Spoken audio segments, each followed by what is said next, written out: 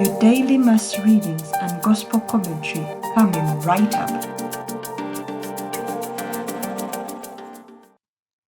First reading, a reading from the book of Prophet Isaiah.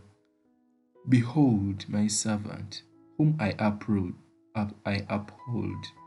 my chosen, in whom my soul delights.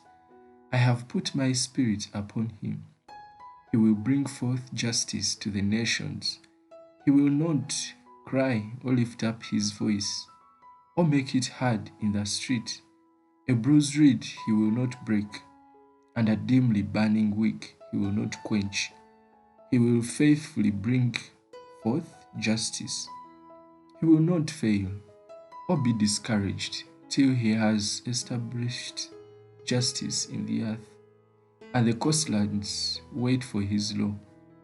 Thus says God, the Lord, who created the heavens and stretched them out, who spread forth the earth and what comes from it, who gives breath to the people upon it, and spirit to those who walk in it.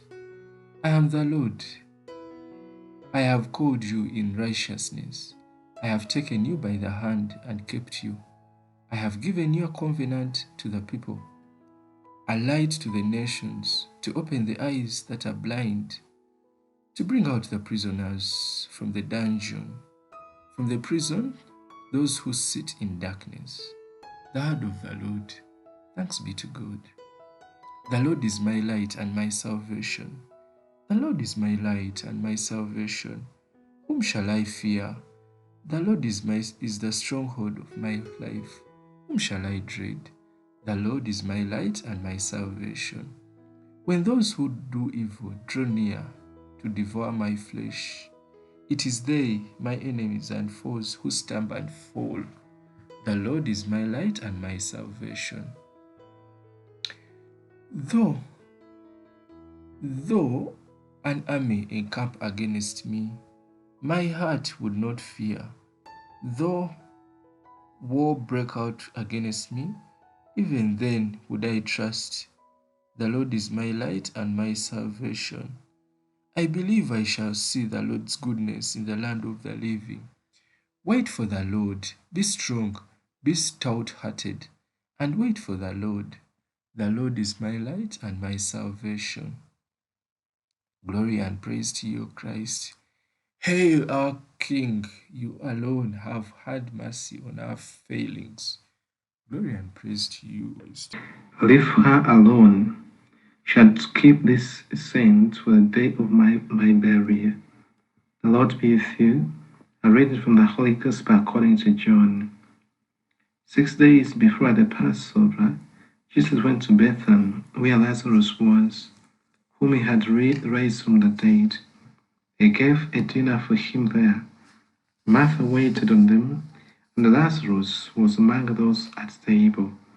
Mary brought in a pound of very costly ointment, pure nard, and with it anointed the feet of Jesus, wiping them with her hair. The house was full of scents of the ointment. Then Judas Iscariot, one of his disciples, the man who was to betray him, said, "Why wasn't this poor ointment sold for 300 denarii, and the money given to the poor?" He said this not because he cared about the poor, but because he was a thief. He was in charge of the common fund, and used to help himself to the contributions. So Jesus said, "Leave her alone. She had to keep the scent for the day of my burial. Have the poor with you always. You will not always have me." Meanwhile, a large number of Jews heard that he was there, and they came not only on account of Jesus, but also to see Lazarus, whom he had raised from the dead. Then the chief priests decided to kill Lazarus as well, since it was on his account that many of the Jews were leaving them and believing in Jesus.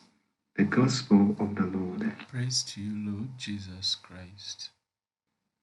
Dear sisters and brothers, Jesus participates in the banquet at Lazarus' house, probably a celebration of the resuscitation of Lazarus.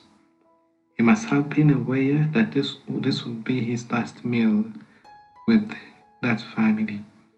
While Martha is busy serving meal, Mary anoints his feet with the costly ointment in preparation for his burial, the fragrance of which fills the house.